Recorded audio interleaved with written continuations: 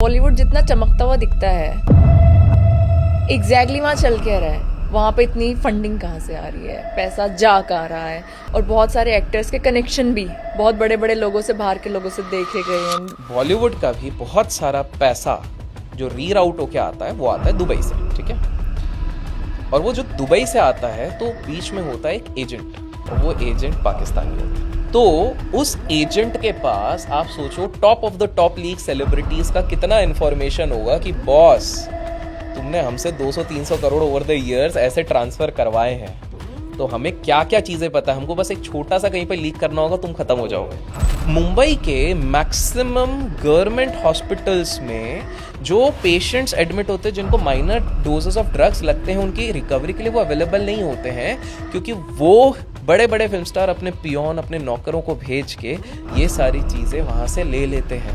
क्योंकि क्या होगा कि अगर बहुत बड़े प्राइवेट किसी से लेंगे तो लीक होने का संभावना, यहाँ पर एक पियोन के थ्रू भेजो और सारा का सारा माल लिया।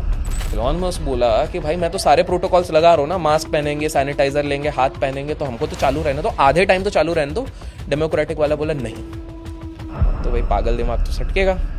तो पहले आके इन्होंने ट्वीट मार दिया, इन्होंने बोला I will take the red pill, और उस पे रिप्लाई आया इवांका ट्रंप का, ट्रंप जी की बेटी का। तो मतलब सिलसिला तब से शुरू है, लोगों को लगता है दोस्ती अभी की नहीं है, तब से शुरू हुआ कि एक बार इनके टेस्टिंग करते करते मार्क जकरबर्ग के फेसबुक का एक $200 मिलियन का सर्वर उड़ा दिया, सैटेलाइट उड़ा दी ऊपर।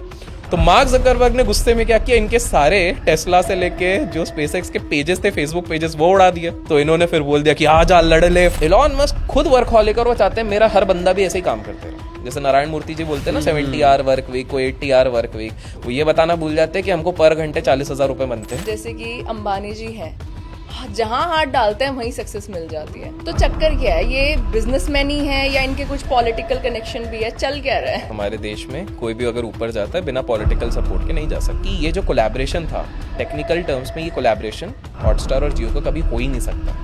अगर लीगल टर्म्स में देखा जाए तो कभी हो ही नहीं सकता था। रूल्स, कोई भी रईस इंसान हमारे देश का वो रूल से चलता नहीं, वो रूल्स बनाता है।